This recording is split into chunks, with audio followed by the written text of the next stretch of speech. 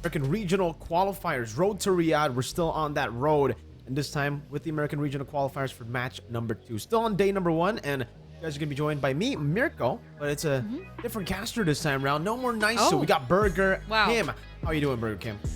Oh, great. I mean, the last time I saw you was like, MSC? Are you that guy? I'm pretty sure you're that guy. I mean, that's the last time I've seen you. But it's great to be back here, Mirko. I was here last year as well, so I did the LATAM qualifiers and the Pan Am qualifiers with Rockhard. So it's good to be back.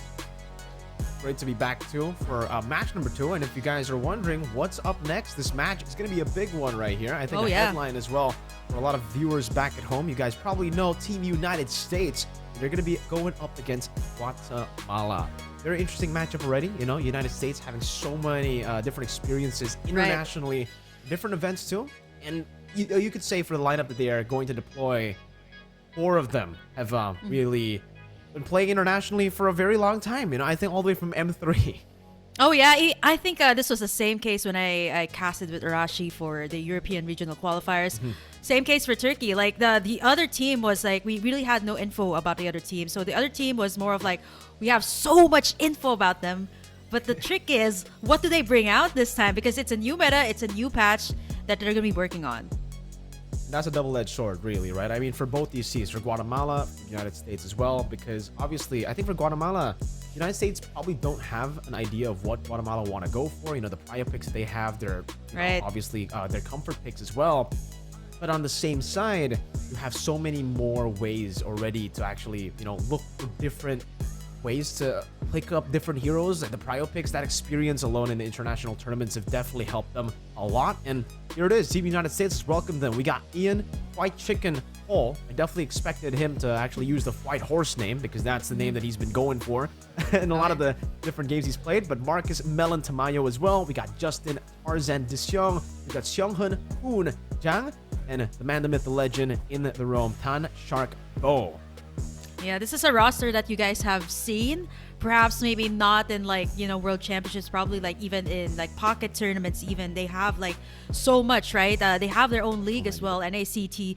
So you guys pretty much know what they're comfortable with. And I think a lot of people are looking for, you know, Moba Zane.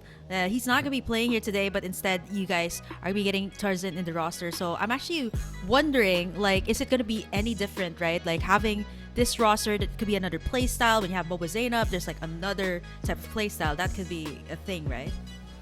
Exactly. I think for Moba Zane, for the most part, we definitely think of a utility jungler for Moba Zane, or not, you know, definitely fighters, definitely not the assassin. But I think for Tarzan, you might be able to see some of those assassins come through. And good for him, because assassins are in the meta right now. It is the best thing to go for. Oh, yeah. The Fannies even. And not just that, I feel like the Julian has been such an amazing pick in the jungle. One of the most complete junglers for sure. Great escape pool, great ways to actually deal damage, and even good CC with the ultimate. But now we're going to welcome Guatemala as well. We got Oscar Ulture Perb. We have Daniel Cholo 97 Morales. We got Kevin Zate Tizol, Adrian Sub Plason, and Kevin, I'm going to try Celebi Reyes. Celebi. Oh, I love how this is like an eye test, because the font is like getting smaller and smaller. That's the first thing I noticed. But looking at this roster of Guatemala, I've never seen any of them play. Maybe they've played before, right? But under either a different IGN, maybe a different team. So that's something that they can capitalize on. I was talking to Arashi about this. Since you don't have a lot of VODs up, there's not a lot of information that people can take in. Whereas NACT, that's something that they have, right? The United States, they have so much VODs, but this time I think it's a battle between, you know, what are they going to put out? And for Guatemala, what surprises can you actually put out? Because in different regions, I've seen like so many different types of playstyles and so many different meta heroes. You mentioned the Julian earlier, Mirko, and I've actually seen a lot of Julians being prioritized even in the European regional qualifiers. So I don't know if we might see any of those actually come up here today. Yeah, I would even go as far to say that, you know, for the Julian, it's one of the best. I would say, actually, for me personally, right? Because I'm not a good Link player. I think Julian is the best jungle pick to go for. It's not that hard to play. You have amazing escape ability. You have amazing burst ability. And even when it comes to utility, that enhanced chain, or just the chain itself, even without the enhanced version, the mobility already helps a lot for your team. So the fact that you have so many different ways play the game. You have so many different ways to tackle up against different opponents. It just gives you a very good kit to survive, to fight, set up your team, and enable your team. So we'll see if the Julian actually does get prioritized here for Team United States or even Team Guatemala. Like you were talking about, and when it comes to the VODs, the VODs that have been circulating around, obviously for NACT, unfortunately, I don't think Guatemala will be able to really use that now because of how it's a new patch, yeah. crazy the patch has been. I think we've had a couple of patches, and every single patch has changed the game quite a bit. Like, it's had a massive impact. Obviously, the assassins are back in play, but now we're seeing a lot of different varieties of picks in the gold lane too. Because just earlier, we saw Colombia play the Ruby in the gold lane, Harith in the gold lane. We're seeing more of the mages and the fighters stepping into the gold lane. Aside from obviously the marksman that used to be the number one, that used to be position one for the longest time when the utility jungle era was still going on. But now that the jungle has gone so much more prio, it'll be very interesting to see other options to go for in the gold lane. Like, are they gonna go for full utility, just help to enable the mid lane and the other and the jungle, obviously?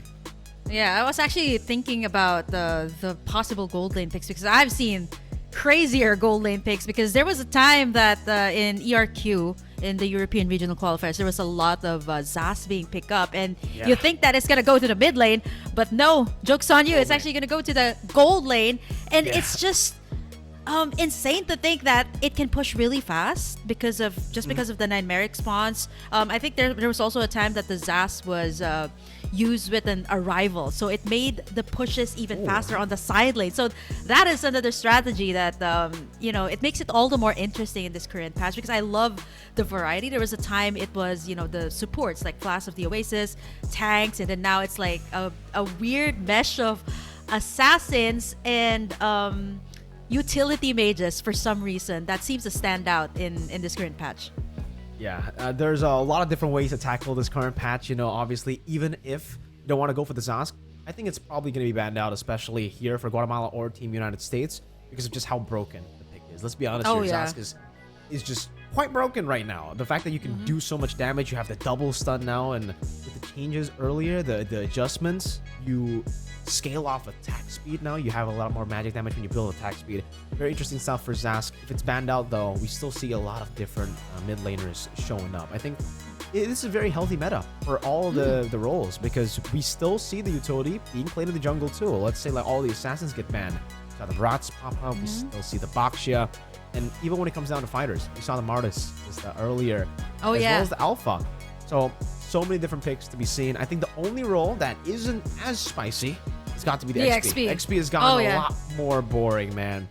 We were getting a lot of Paquitos, Benedettas, just these damage dealers, but now we're kind of stuck on the Terizla, or just enablers and playmakers. No, I think it's just that. Like, you have to be honest, Miracle. It is just that in the XP lane, because I've never seen anything else, because it has always either been a prio on the Terizla, sometimes like the Arlot. Edith, you're right. It seems like regions outside Southeast Asia, they're just so big on the Edith because of its flexibility. It can go to the roam, it can go to the XP. So I think that's something that needs to be considered. But wow, those are fast bans coming out from the USA. Yeah.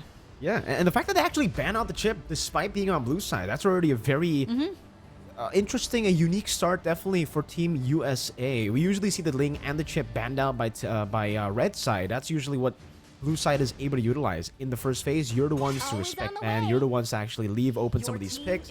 But you can see the Zask also respected over by Team Guatemala and also even the Mathilda. The big question now is Juicin that prio? Is it as prio as a Zask, or do they want to go for the Roger instead? They can flex. The Zask ban away. Yeah, the Zask is actually the Roger. But there you go. That's gonna be the Juicin. So still super prio, probably the second most prio mid laner over the Zask. The Roger still never goes out of style, honestly. I've seen this being prioed, especially in the European region, 100% even. It's still so good in the gold lane. And what's really great about it is it's flexible. Like, it can be a flex pick here for Guatemala. Could be a gold, could be a jungler. I think they can also either go with an Edith or Terizla. That seems to be the usual pattern these days, especially since there's really not much to work around with, especially when you're in the XP lane. So, wow. this is bold coming out from Guatemala. Again, super flexible. I still don't know if this is a mid lane Julian. They could also kind of flex that pick. But these are two power picks coming out from Guatemala. So USA, what are they going to answer out with? Something to deal with the Roger and the Julian. I'm thinking if the Phoveus can be something that they'll consider right now, since there seems to be a lot of like dashes here. It has been recently revamped, so I don't know if that's something in their kit. Yeah, that's definitely a good question to be asking, right? If the Phoveus is even viable right now, or if it's still in the grace period of tournaments where you don't pick it up for the first 2 weeks. As expected, though, you know, I mean, for White Horse, it seems like his name is White Horse in the game there. He's going to be picking up the horse himself, the high loss, and then the alpha pick here for Tarzan in the jungle. It's interesting to see that Guatemala actually, Rafaela comes through as well. So playing with a lot of the mobility, playing with the healing as well. But it's interesting to see how how they use the Roger in the first phase. Because usually for a lot of teams, they go for the Roger and then they kind of leave that open to flex into the second phase. But with the Julian pick, it kind of already forces the Roger to go to the gold lane and the Julian to go jungle. Unless they want to go for something crazy that we have seen a lot of different teams also pull off, which is Julian mid. Technically, the flex options are still available there. So go ahead and ban out the Claude, a hero that can actually blink out safety from a lot of the engages coming in from the Roger, even from the Julian. I think for Team USA, they should start narrowing down the mid lane here, knowing that they already have the juice in. I'm thinking like what other options, or not unless, you know, this is going to be a staple, or maybe like a Julian in the mid lane, right? Like what you mentioned. But here, USA, I think they have to either limit out the options, especially for the XP. Terizla is one that I mentioned that every single region loves picking up, if not the Eat It. It's also another option there for the ban for USA. And last ban here for Guatemala, since it might actually be a Roger. So looking at the gold lane options, there's just so much, right? Harriet, we've seen, there was a time I've also seen like a Lunox being put in the gold lane. So I mean, there's just so many options here right now for Guatemala to ban out, but might actually be centered either towards the gold lane, or maybe a roamer here, a Minotaur could actually be a really good ban coming out. Oh wow, I've been doing this like it's Mystic Kim, like what Arashi said. I've been doing this every single time I call it. It seems to be coming out, and it's good, right? Like the Minotaur up against the lineup here of Guatemala that just only has mobility with the Rafaela, but they don't really have CC. Exactly. I think that's definitely what they're missing out here. So that's what you can already see for USA, right? Banning out the Terizla, now the Yuzong. Definitely just seems like they're trying to set up Chicken for a good lane here in the XP lane. If he does have the strong side, if he does have the strong matchup, by banning out the Terizla, banning out the Yuzong, forcing other choices like maybe even the Arlet to come through from Guatemala, will definitely give the White Horse a bit more of pressure. But by the way, in case you don't know, the Yuzong that's red is CC. The Yuzong that's purple is the real Yuzong. So USA, they banned out the real Yuzong. Guatemala have picked up the CC here. And it seems for USA now that they're up against the CC, Guatemala don't have any tanky members. They basically don't have any frontliners. Meanwhile, USA, they're beefy boys. They got the Alpha and the High Loss already. At this point, I'm not even sure, because earlier when I was watching the stream, I saw the Juicin used as a roamer by Shark. Interesting. I don't know if they want to utilize that in this game, but they pick up the Natan as well, and that's going to be the Carmilla. So it'll be a Carmilla for Shark, I believe. Definitely not for Hoon, but again, knowing how Team USA, they like to go for a lot of crazy picks, maybe it might be a Juice in row. Oh man, that's insane. So where's the Carmilla gonna go? Is it gonna be a Nathan like mid lane, and then I don't know? No, it's probably normal. It's probably Natan. Too crazy. Yeah, too crazy. But wow, okay, I like what Guatemala picked here, and personally I'm a Carmilla main. I've mentioned this in the stream last time, and I'm so happy to see it up back in the meta. But you know what makes it really hard? If somebody can get your ultimate, and this is the reason actually why I ban out the Valentina when I have the Carmilla, because it can get your ultimate. And if you think about it, Miracle, there's just too many good ultimates here coming out from the side of USA. You got the Glorious Pathway, you got the Curse of Blood, you even got the Crimson Beacon from the Zushin. So the Valentina, even up until this day, I feel so bad for her, because she's either stuck in the ban list or she gets picked out. So she's never really out of the meta. Definitely. I think the fact that you can steal different ultimates, it keeps you in the meta for a long time, keeps you viable, even though the meta has kind of shifted. And the big question for me is, you know, again, same same kind of question from you. What is the ultimate that she's going to take? Because the Crimson Beacon, even if she gets it, I don't think she does get the passive from the Crimson Beacon. So it's going to be still very, very tough to utilize that ultimate. And even within the ton, it's a risky choice from USA. We're just going to dive straight into the game, ladies and gentlemen, for game number 1 of Team USA versus Guatemala. In order to see the draft, you guys can go and vote in the comment section down below as to who you think is going to win. Total 97 starting on the orange buff, Tarzan starting on purple.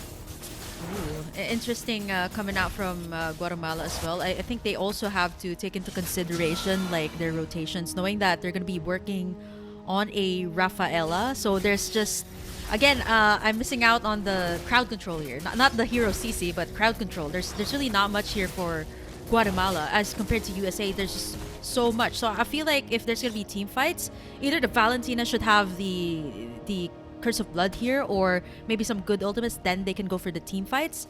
And for USA, this is an alpha that you're talking about. You can snowball really fast with this hero. Again, it's going to depend on where they're going to rotate. Looking at where it's going, level 3 for both of our junglers, and we don't see any invades so far. Yeah, no invades so far. It's going to be very, very tough for both of them because obviously, I think for USA, the problem is wave clear. Even though Juicin is really, really good for the skirmishes, doesn't really do well when it comes to clear, so we weren't really able to get that mid-prio hard to go for the invades. And for Guatemala, Valentina got chunked very low early on, so the pressure from Juicin. In the gold lane, though, it does seem like Melon is actually having a good time despite being placed in a matchup that should favor the Roger. Shark up top. Gonna be able to pay Cholo now, gets caught by the Spear of Alpha and go back White Horse with the stun and first blood. That's what you get when you get the Crimson Lantern up. It's going to get really annoying, but I feel like they're going to go for more here onto Vulture. Vulture pops and avenges, but again gets thrown away. That's the perfect Lantern Flare combination together with the stun. And just the pure damage coming in from Tarzan. Great setup. They should be able to get this turtle for free. Honeymoon already hovering over it. Tarzan is on it. Sub doesn't have level 4 just yet, so no Holy Baptism. Kimchi Man going forward, zoning him away. Honeymoon might be caught, is able to dash out. Shark does a good job at zoning the other members away. Again, airborne, thrown back. No one will capitalize. It's just a free neutral objective for Team USA.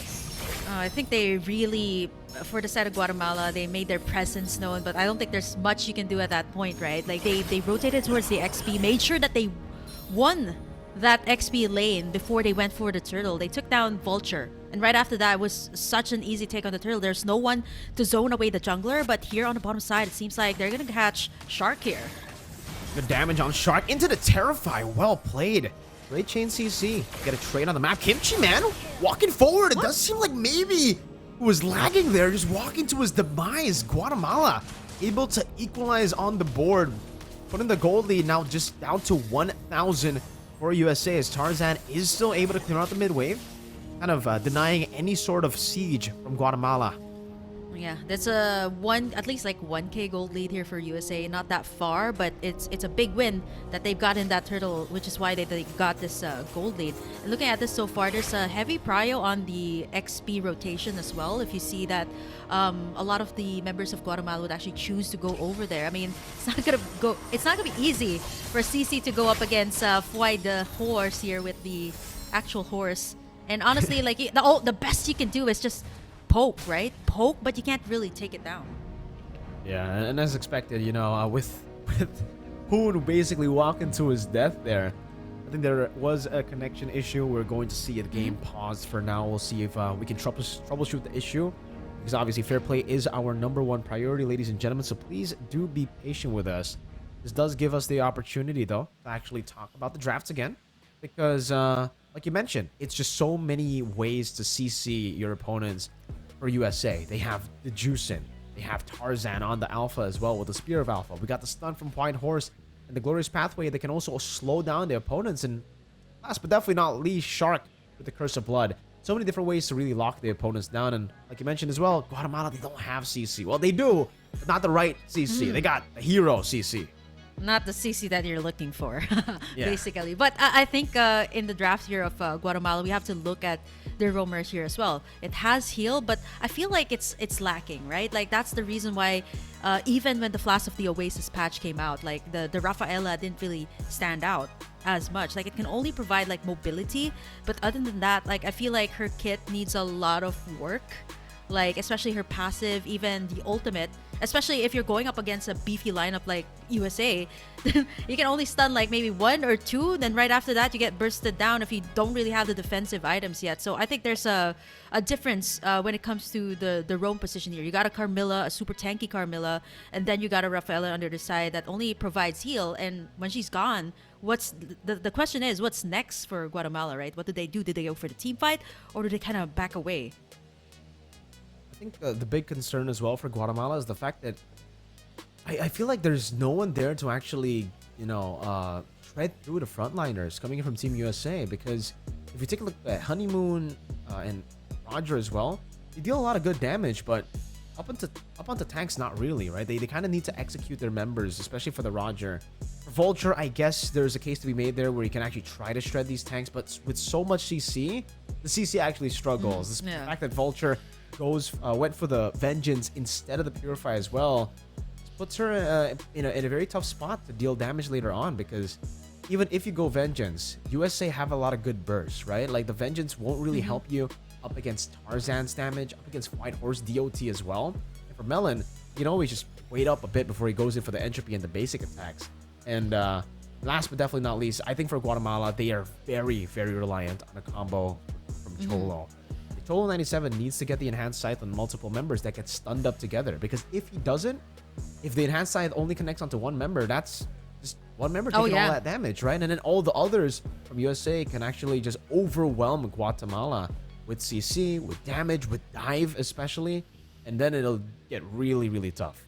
Yeah, you get all these like great picks coming out from Guatemala, and the problem is, let's say you see Honeymoon like picking up the Curse of Blood, right? So it's kind of like they're anticipating like that combination. You get the enhanced change and they got the Curse of Blood to layer it all up. But once somebody is down, that's the question, right? Do we go for it, or do we kind of back away, because we don't really have that much damage, and the Valentina is kind of like very ultimate heavy reliant, right? Like as compared to like the other mages, like the Zusin just has a lot more to work with. But this time, like I think you're right, like the combinations have to be done right, the timing as well when they toss out the skills. So if that all goes haywire, then I don't know, like how can Guatemala bounce back from that, right? And they don't really have somebody to peel all these tanky picks, and right after that, like after somebody's down, it's gonna be really hard to force out the team fights. It definitely is, right? They don't really have any lockdown, so when they go in, if they aren't able to get their target down instantly, it's just going to be very, very tough. But we do have information, ladies and gentlemen, that we are going to be unpausing. So stand by for the game. We're going to get straight into the land of Dawn, back again where we left off. Nothing much has happened. It's still 2-2, but Tarzan, he's going to be first onto the turtle. Kimchi Man, Hoon in that bush. But it's on them away with the Lantern Flare. Cholo 97 now with the immobilization and the enhanced sight, dealing a bit of damage onto Shark. Oh no. That's the airborne right there. Tarzan still able to connect it. Curse of Blood connecting there. Good steal away, but the Curse of Blood now back again. Sub forced to flicker out. Kimchi Man still on it. Able to knock Zayt up. Meanwhile, Shark able to get the kill down. Vulture all isolated in the mid lane as White Horse there will be able to hold 3 members down with a stun and the re-engage. Kimchi Man with a double, looking for the triple, but Melon will take another kill there, denying the triple, but still giving a big win over to Team USA. Do you see how Fried Horse was using that high loss? I mean, come on, if you've named yourself White Horse, you're prepared. Yes, a reason that you named yourself White Horse. You're just prepared to take in moments like this. You saw how like he was zoning away like at least like 3 members, and Guatemala was just in shambles, right? Like they were trying to get the enhanced chain down from Cholo, and right after the Curse of Blood, it was just hard. Bottom side though. Oh, Shark able to flicker out, but still gets taken down by Zayt. Melon getting the trade and denying that cannon minion away from Zayt in the gold lane. It's really tough. Kimchi Man again. Seems like even after the pause, he's still really suffering through the connection issues here, and we will have another pause. It's unfortunate to see that, man, from Hoon. 2 deaths here by very, very unfortunate circumstances. But yeah, Yeah, it was the second it seems time. we will have some more time to troubleshoot the issue, ladies and gentlemen. We'll go back to me and Kim, just talking about the drafts, talking about the last few fights here that have been going really well between USA.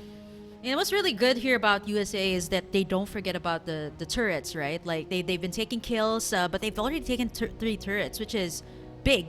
They also taken in the mid tower, which is really huge, especially if you're going to take in neutral objectives like the Lord and the Turtle. And I think this game can actually end pretty early if USA actually uses all of their cards, right? Because they have all of the tools to win all of the team fights. And if, as you can see, like in the team fights, right, there was not much that could be done for Guatemala. Like if let's say Cholo is down, or even Honeymoon is down with the Valentina, they really won't like force out any of the team fights. But I just noticed too that there's a lot of like stuns from the side of USA, so it's also really hard to set things up here for Guatemala. It's really tough. I think in that previous team fight, we get to see again their composition with no frontliners, with no lockdown, really struggle. And the main problem that I brought up, during the first pause, the fact that no one can really shred through the frontliners of Team USA there. It was just really tough to see, especially considering the fact that 3 members were already on White Horse. He was alone there. He was isolated against 3 members, and no one could actually even take him to lower than half. Yeah. Half HP is the best they could do. And with the Revitalize, he can just go back to full HP, regen, and then re-engage again with the Glorious Pathway. So many ways for USA to actually say, yo, we're done with the fight, or we want to continue. The Glorious Pathway backwards or forwards, right? To enable the rest of the team to go in. And even despite the good pick in the Rafaela, I would say when it comes to mobility, they want to try to kite back. The Glorious Pathway gives you more movement speed, right? So especially with the stun there, it's going to be very hard to escape from the horse, man. I don't know what to say. I mean, I wouldn't be surprised if Fried Horse actually picks up another high loss in the next game, right? I wouldn't be surprised because he already named himself that, so I think he's just gonna be living up to it. And honestly, what's really unfair, if you've seen like Fried Horse just going at them, they have the Revitalize. Plus, like for some reason, the Ring of Order just deals out a lot of damage, especially when you're near, right? And if you think about it, like a lot of these picks coming out from Guatemala are melee heroes, like Roger, Valentina, you would say, and even the Julian. You kind of have to go near. And with Fried Horse's high loss, right, it's gonna be difficult to do all of these dives, difficult to do all of these crazy plays that Guatemala is expecting to actually perform here in this game. All right, we're back in the game here. It seems like Zayt will be able to actually get a trade down in the bottom lane. Well played to Guatemala, able to find a trade, but still, if we take a look at the gold lead, still USA holding a 4,000 gold lead. And the big problem that will be continuously just growing in this game, the big threat that'll be growing, is the fact that Melon is still farming up to be an absolute monster. 6 minutes in, level 9, already having a lead over Zayt that should be the one winning in this matchup. It's a big concern in the mid game. If Melon can get the Holy Crystal by like the 9th minute, it's gonna be real tough. Yeah. Curse of Blood. Yep. On the 3 members, White Horse walking forward, just zoning them away, and it'll be a free neutral objective over. Zayt actually walking forward. You can see the damage. Oh my goodness. Now with the entropy forward as well. The Glorious Pathway, White Horse walking past them. Curse of Blood stolen away. White Horse taking the damage. Now as Kimchi Man goes in for the flare, able to bring Sub back. Now even with the Vengeance CC down to death, Shark picks up the kill, and Honeymoon can just watch Fear of Alpha under the turret. Tarzan slicing and dicing. Honeymoon taken down.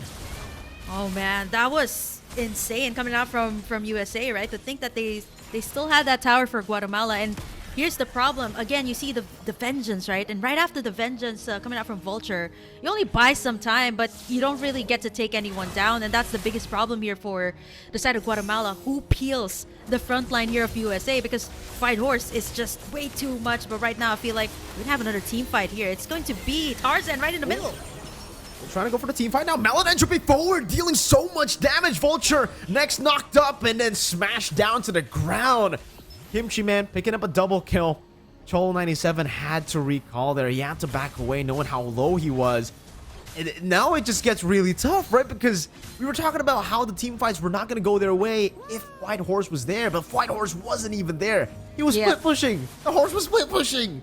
I mean, it was just Shark right over there at the top side. And that's how deadly the ultimate of the Carmilla is, right? I mean, I know Guatemala has the Valentina to kind of pick that up for themselves. But how do you do that, right? Like you have like a Carmilla tanking up all of the damage, and you have Melon here as well, kind of slowing you down with the entropy. So at this point, like no one has shut down Melon just yet. Like he's standing at the 206, and like what you mentioned, once the Holy Crystal is up, it's gonna really amp up all of the damage that the Shark will actually put out, especially when the Curse of Blood is up. Oh, the entropy, and then just escaping from the Curse of Blood that Honeymoon stole away. Even if it's baiting connected. it out. Yeah, he has Purify, so really not in any risk of getting caught, and it should be a free neutral objective again. 3 turtles, 1 lord, doesn't even need to go for the retribution. Shark, you can see him dealing damage, but it's not visible. It's emotional damage that he's dealing. Oh please, no, don't be that.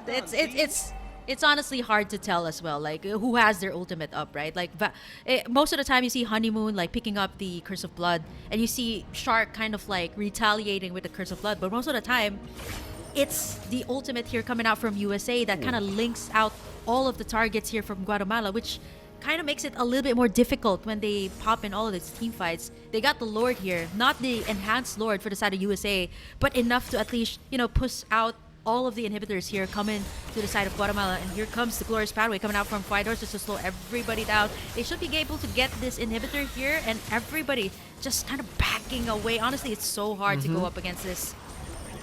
What are you supposed to do, Kimchi Man? Now with the knockup again, the vengeance is there, but it's not enough to survive. With the first Lord, they're able to crack open a base, but now another stun with the Curse of Blood connecting onto 4. Zayt in the back stunned up. Now you can see the chain Melon with the entropy forward under the base, still able to get a kill. Sub will fall in the fountain.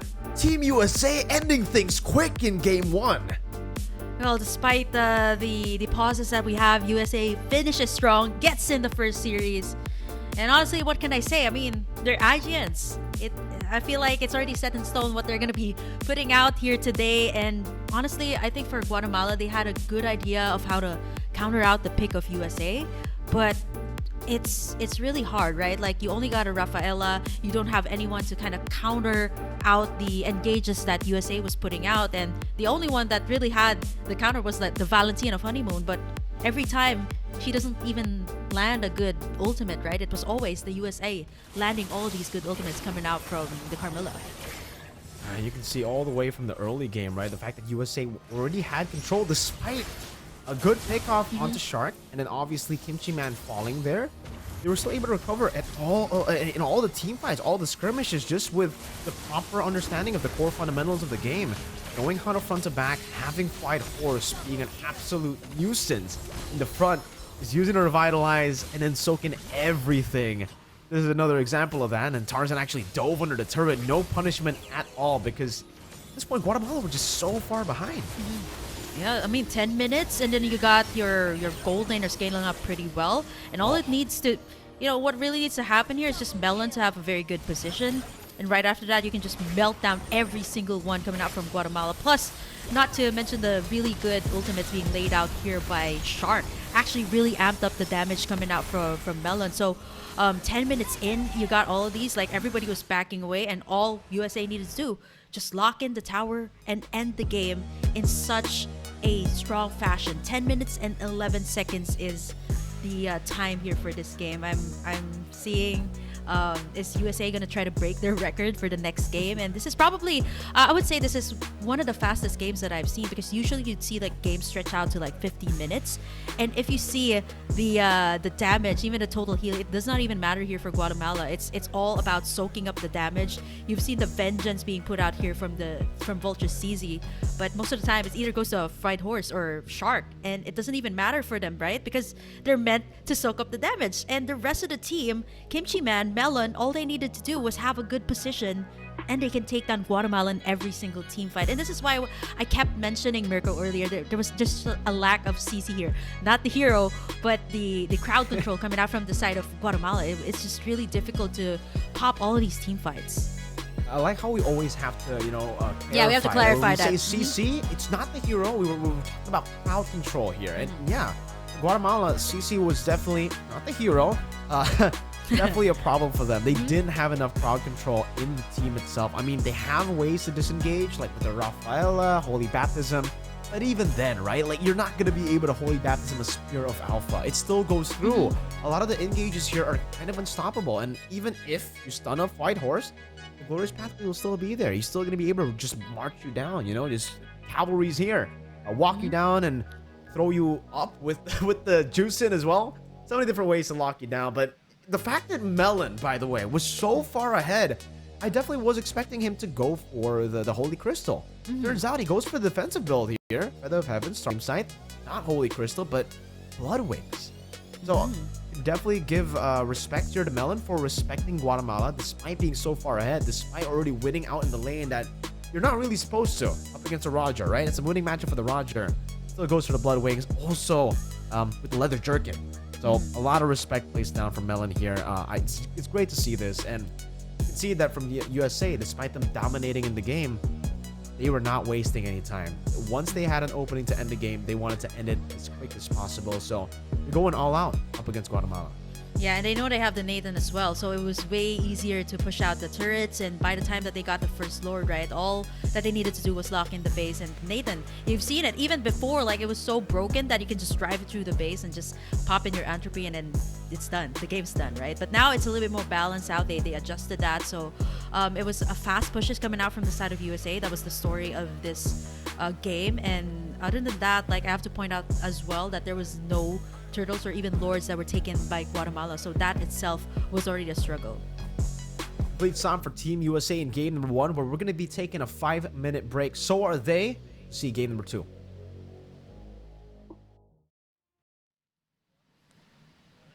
And we're back, ladies and gentlemen, for game number 2 of Team USA.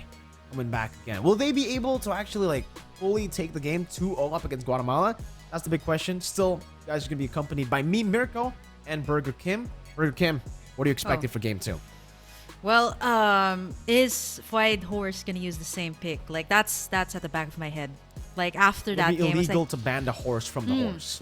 but that's gonna take up like one ban slot, right? I mean, there's just so many good picks as well in the current meta. So I feel like, you know, either that or they have a certain counter for the Hylos. Like, maybe have like a Valir up. Like Arashi was like talking about the Valir. It actually popped up in the European regional qualifiers, and honestly it can give a hard time to these like beefy frontline, but I don't know what's coming in here to like game number 2. Do we get like pretty much the same draft? Who's going to be on the blue side, who's going to be on the red side? That's going to be another thing, right? And hopefully this time, like, maybe they should let some other power picks come through, right? Like the chip that you've seen earlier, or maybe, you know, slide in like a couple of Loi chip combination here.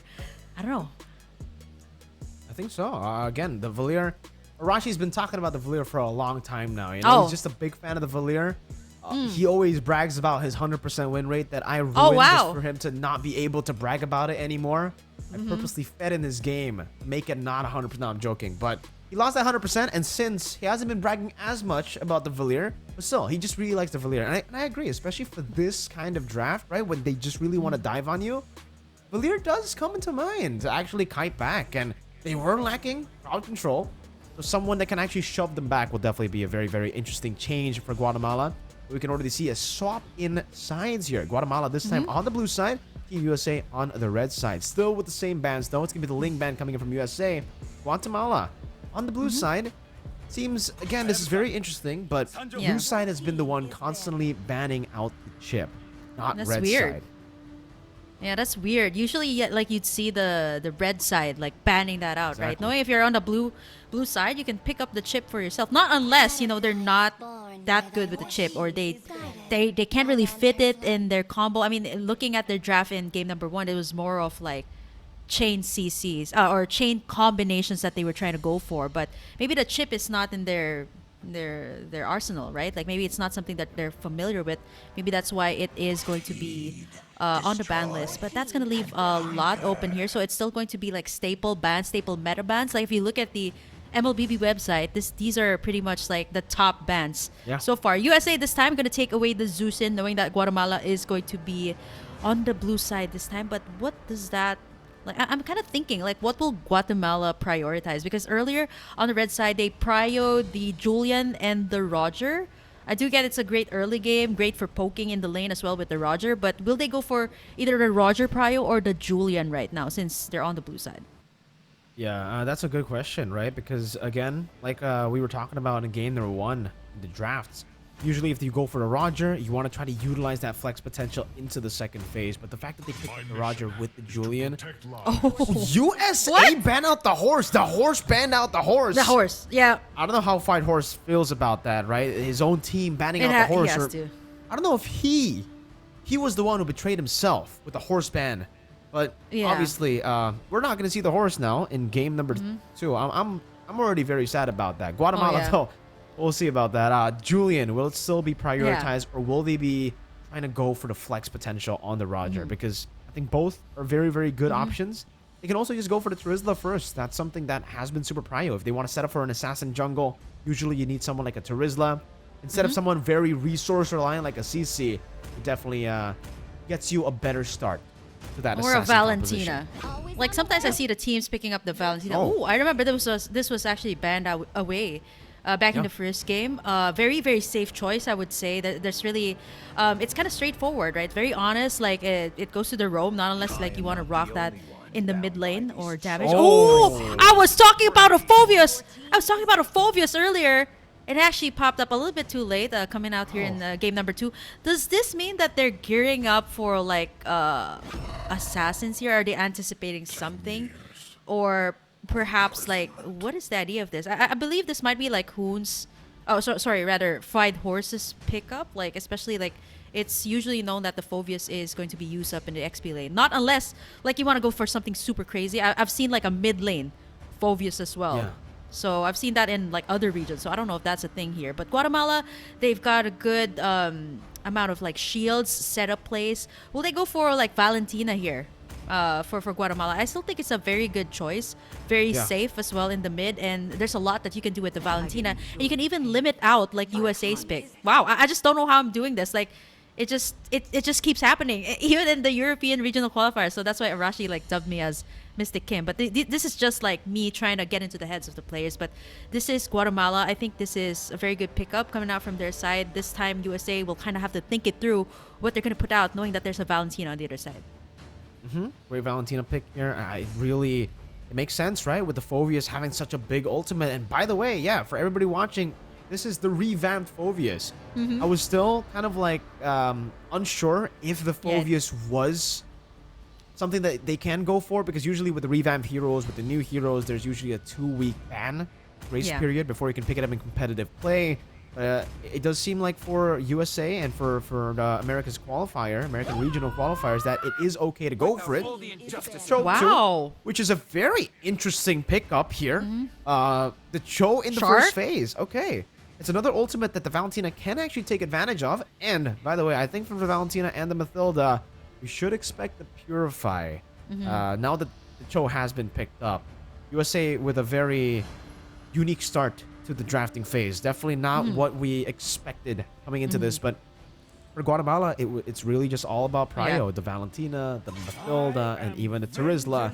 And we do get to see the Moscow banned out here. So already kind of revealing to us that maybe Yeah. USA want to play the Roger in the gold lane. So they're setting up for the Roger to absolutely bully the gold lane Guatemala, which is Zeet. Yeah, I'm actually really curious too, like with the pickup here of USA on the Cho and the Phobius, right? Like it's super uncontemporary. You don't really see this in the first phase. Like you would see it like at least maybe in the last 2 picks, knowing that it would either counter out a certain hero or a certain like composition. But this time, like they've picked it up in the first phase. There's a lot of dashes here for Guatemala. I think that's something that they have to consider here as well. Now they're taking away options for the gold lane. It's kind of weird though, because they're Yeah. still kind of thinking that this might actually be a Roger in the jungle position, knowing that USA is kind of like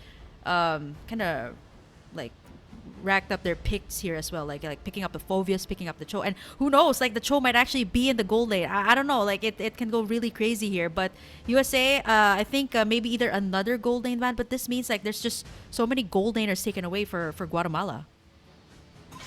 I think that's the good thing about the Roger, right? I mean, at this point, they can just continue what Guatemala are doing as well. They banned out the Moskov just to set up for the Roger. And the fact that Guatemala actually banned out Natan plays into USA's favor, because even if they were still looking at Roger to go to the jungle, now they can basically say, all right, we're going to double down on the gold lane bans and make it as though Guatemala won't have any other picks to go for. At this point, we might actually see Guatemala play something like a Ruby in the gold lane to try to go up against the Roger. Or Harith, technically, is still up for grabs. But, I mean, so far, it does seem like Guatemala are setting up for an assassin or a physical damage dealer, at least in the jungle. I think if they wanted to round up their drafts, a good choice for Guatemala would be to go for the Alpha and then the Harith in the gold lane. But it's Team USA's time to pick now. Let's see if they want to actually go for the Harith, because technically they can still do that, right? If they pick up the Harith, it'll put Guatemala in a very tough spot,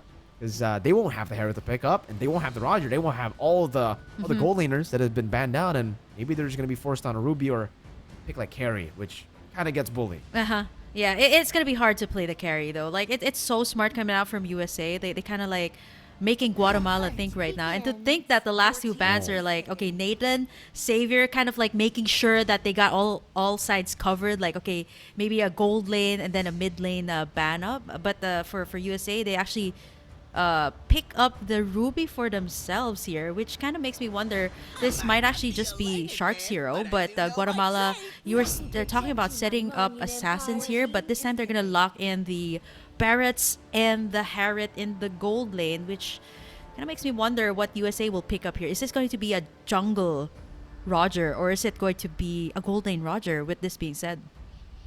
I think at this point they can actually just go for the Alpha pick again. They're going to find a lot of value going up against a lot of these tanky members like the Terizla, like the Barats.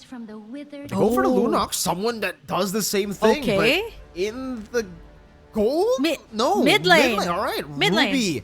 Ruby gold. We got Orson the Phobius, and then we have Roger jungle, and then the Cho Shark Man. Okay.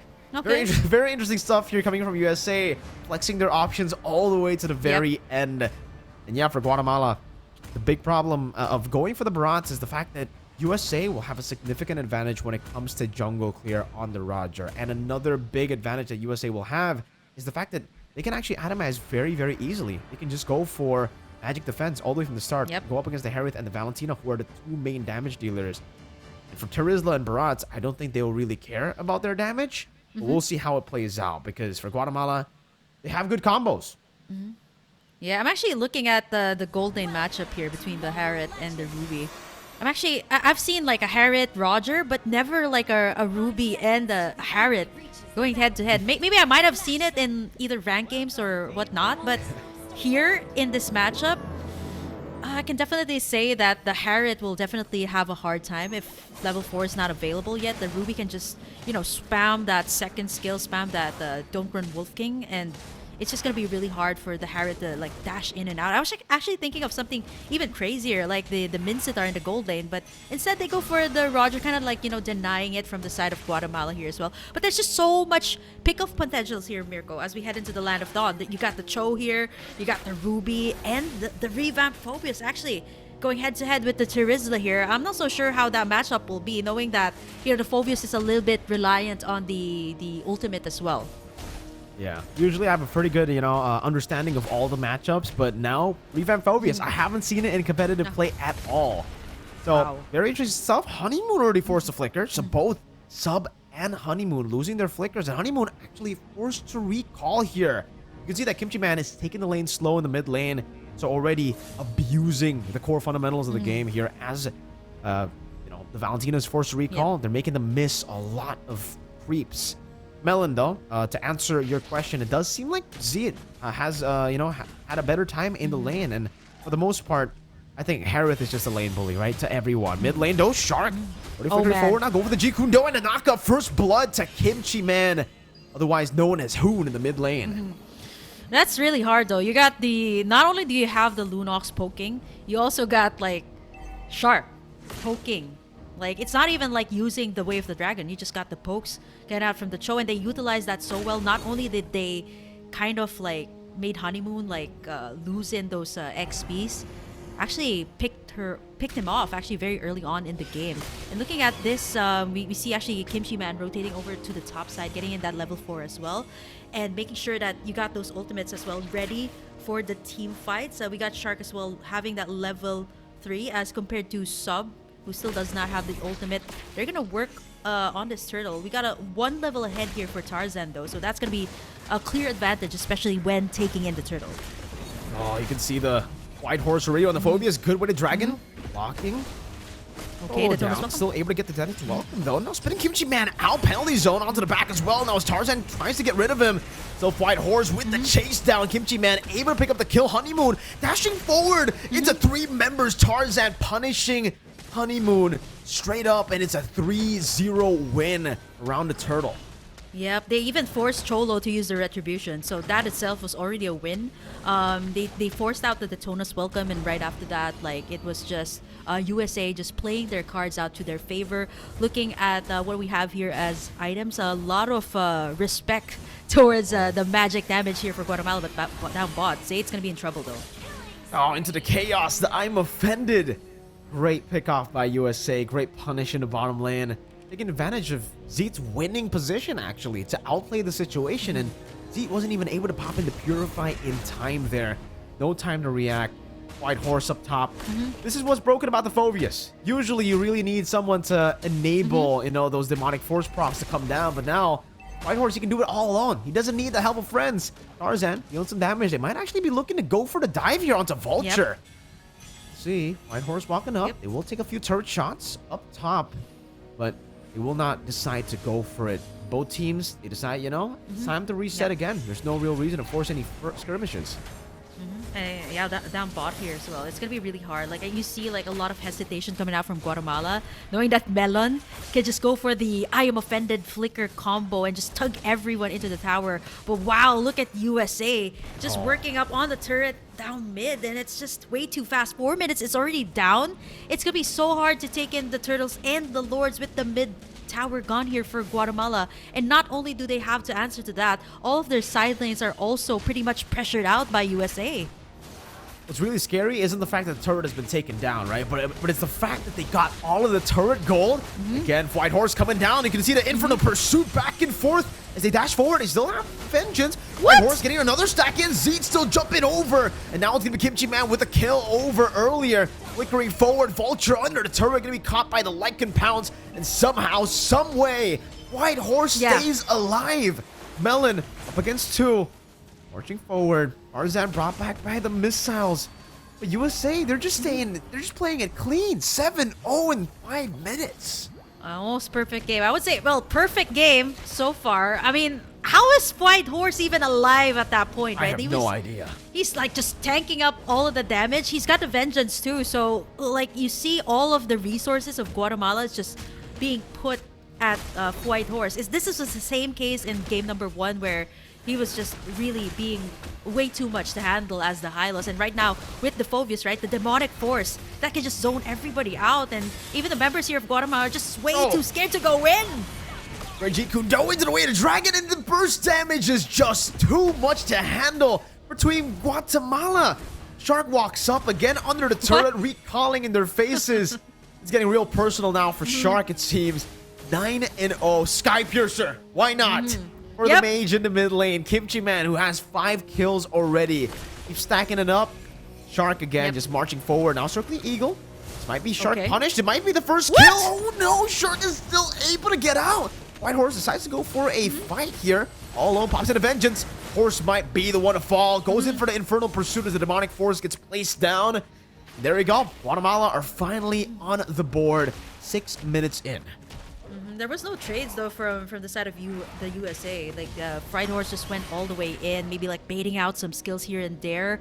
But you know, with the temporal rain, by the way, here for White Horse, he can just pretty much spam out those skills and just get like a lot of like really good cooldown. Maybe that's the reason why he's been so relentless on the chase here up against the side of USA. But it's not gonna be easy to take them down. Looking at the items here, Mirko, we see like the side of USA already going towards their 3rd or 4th items. It's just a lot to take in. They haven't taken in any of the turtles just yet, but now they're just gonna go all the way in. Even though the way the dragon was into the wrong angle, they're still able to force out a fight. Melon now with I'm offended, bringing them back. Tarzan just going ham now. Has a Lycan form. Flicker forward from Kimchi Man. Cholo 97, the Dynoman, not even able to do anything inside of his own base.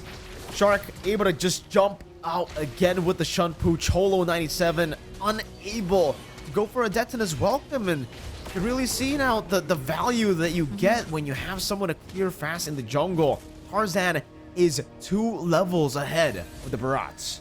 Yeah, look at Kimchi Man too. Level 10, 703 on the Lunox. This is just such a good game. Like even from the start, right? Like they really bullied the heck out of Honeymoon. 041 on the Valentina, by the way, which is really, really so sad to see at this point. And you see the Athena shields coming up, and this is what we were talking about earlier, Mirko, the magic damage coming out from Guatemala. So you can just easily counter out with the Athena shield, the Radiant armors. And at this point, like even Guatemala, they're just struggling to take their resources. It's all going to the side of USA. They haven't gotten anything yet. It has been Tarzan in the jungle.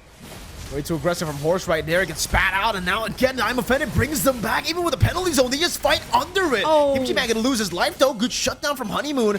They go for the chase. Melon still in the midst of it all. Caught again. Jumps in with the donor on Wolf King. Oh, getting all of his HP back. Vulture still going at it again. The healing is too much. The way the dragon locks them down as Tarzan goes for the Lycan Pounce one more time. Under the turret, I'm offended. Connecting onto Z, bringing him back for Tarzan.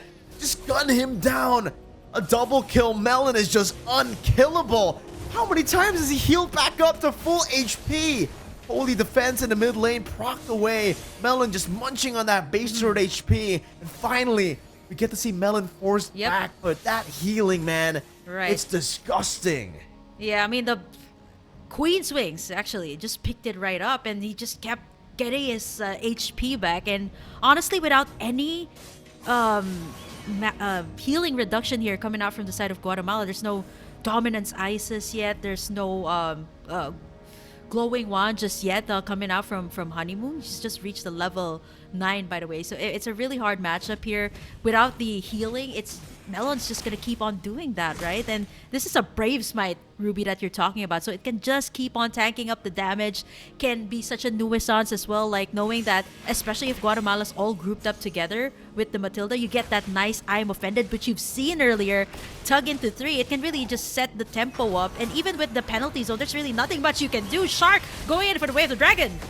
Beautifully done. Cholo 97 isolated from the team.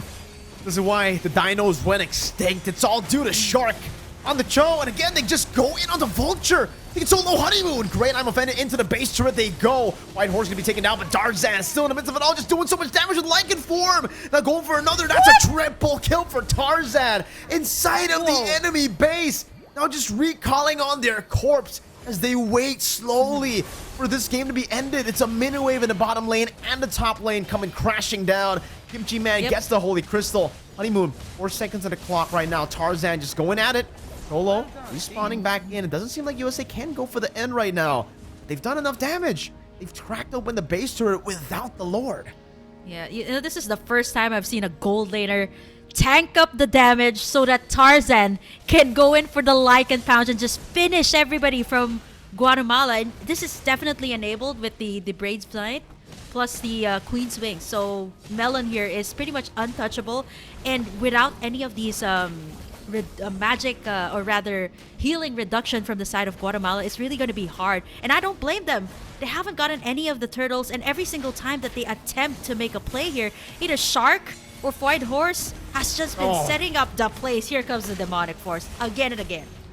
Right on cue. Right on cue. You said White Horse wants to go for the fight. Melon! I'm offended. Flicker. Kimchi Man capitalizing. Mega Shark. They're just kicking Cholo 97 away. And now they're going to go for the base turret. Fight Horse. Nom Nom with the Barrage. Detona's welcome. Not able to find the wall though. And Horse be able to pop in the Vengeance. Still going to be taken down right now. As I'm offended. Connects onto the back again. Kimchi Man brought back with the Chaos. Good smart missiles down. Tarzan was still just pushing in the mid lane. Looking for the base right now. Tarzan on it. Melon as well. Now jumping in again. Trying to go for the healing. And that's going to be enough damage. Enough time bought for Tarzan to take the base down. It is 2-0 clean sweep for United States. Well, we did talk about United States getting a whole lot more tournaments experiences, even in the world stage. And they definitely did not come here to just kind of like, make it all the more easy. It's just like 2-0 clean sweep up against Guatemala, and you've seen how dominant they were, especially in the latter parts of the game. They didn't even really care. There were turrets left and right, but they were just willing to do all these crazy dives. And with that amount of goal lead coming out from the USA in that game, they were definitely very, very much confident to take in all these, risque plays from their side. But overall, I guess it was a very good game. Coming out from the side of USA. You've seen it from start to finish, Mirko. Like, as you can see in the instant replay, there was not a single time that Guatemala was able to take in any of these objectives. There was a lot of pokes coming out from the mid lane here from Kimchi Man and Mega Shark, and it just really made it hard for everybody from Guatemala to just come in, make in the plays, because they were just willing to do all these crazy dives. And they can afford to go for these dives, right? Because they have so much sustain. White Horse on the Phobius constantly getting shieldings, especially Melon here. But a lot of the crazy plays just diving forward and having enough sustain with the Brave Smite, the War Axe, and damage reduction from the Queen's Wings too, enabling them to dive even inside of the base turrets, which is crazy before the 8th minute even. The fact that they were able to do that was phenomenal stuff, but it did leave them vulnerable to a lot of the counter engages coming in from Guatemala. Yeah. The experience definitely came through, though. It shined through as they were able to still kite away, play it slow, and get a lot of these pickoffs back and forth. I gotta give massive props to Melon, though, on the Ruby and the Gold lane. You haven't seen the Ruby Gold work in a lot of different other tournaments. But here, Melon just shines with it. Yeah. I mean, the I am offended, just healing back up. There's just a lot of good ways to counter engage. You've seen Honeymoon get in the I am offended here as well, but like this is probably like the only time I've seen a gold laner tank it all up for Tarzan. They've gotten a wipeout here. There were a lot of like clapbacks coming out from Guatemala every time like USA overextends, but at this point, right, looking at the goal lead, it's just way too far. So they can get like shutdowns here and there for Guatemala, but ultimately it does not even matter at this point, right? Because all of the inhibitor turrets were gone. They got lured in the final few minutes in. There were some, pickoffs here, but at the latter stage of the game, all they needed to do was just have like one minion there, Tarzan locking the base, and it was just game over. GG, well played to Team USA. Absolute stomps from game 1 to game 2. At least in game number 2, Guatemala did improve. They were able to withstand a lot of the skirmishes and actually fight back more than in game 1. Because game 1 was a 10-minute game. It looked very bleak at the start of the game. USA got a 9-0 start, but then slowly but surely you could see USA make some of these mistakes, and Guatemala were able to come back a little bit from it, making it 11 minutes. So at least there's an improvement there, right? And again, for Guatemala, it's an experience up against a very experienced team. We haven't seen any of these names in the international stage, and the fact that they were still able to get kills, the fact that they were able to improve just in a very short period of time, literally just 5 minutes between games, is already very, very impressive. And I really hope for the players of Guatemala, they learn from this experience. Yeah, they actually were able to stretch out the game a little bit, but as you can see, right, all of the gold, damage to the tower, and even the Lord and the turrets and the turtles were all taken in by USA, none by Guatemala. And that's actually pretty surprising that this was the case, because it's all because of this guy, Tarzan, that you mentioned, that had much better wave clear as well in the jungle, which made him dominate a little bit more, right? Like getting 1 or 2 items, like he got the endless battle. Right after that, he was just wrecking havoc here. Like all he needed to do was like have like White Horse just tank up all of the damage, like kind of peel everybody off from Guatemala, and all he needed to do was just go in for the Lycan Pounce. The only question I have is, when you're so far ahead, why not go Sky Piercer, right? It's still very safe. But shout out to Team USA. I feel like at this point, they're really respecting their opponents despite being so far ahead, because I think Kimchi Man, he went for Sky Piercer on the Lunox, and right as he got the Sky Piercer, it almost feels like a curse. When you go Sky Piercer, you just die, right? Because after getting the Sky Piercer, we suddenly see Kimchi Man die a whole lot more. Shut down. So good on Tarzan. Don't build Sky Piercer. At this point, it's kind of a curse. It puts a lot of pressure on yourself to get more kills. Yeah, maybe like go for the rest of the builds that everybody is going for. Right? Like Sky Piercer is just a little bit too, I would say, overzealous coming out from like somebody. But it's respect. Again, like when you mentioned, even in game number 1, we see the MVP of the game, Melon, actually also building up like some defensive items here and there. So there's that respect coming out from USA. But for Guatemala, it's a good try, good experience, especially going up against the more seasoned players of the game. ladies and gentlemen, thank you so much for watching this match number 2. We're still going to have 2 more amazing matches for you guys. And the next match will be a very big one as well. Burger Kim and Naisu will be accompanying you guys for that one. I'll be taking a short break, and we're not going to be taking a short break. We're going to be taking quite a long break. Stay tuned for the next match in 50 minutes.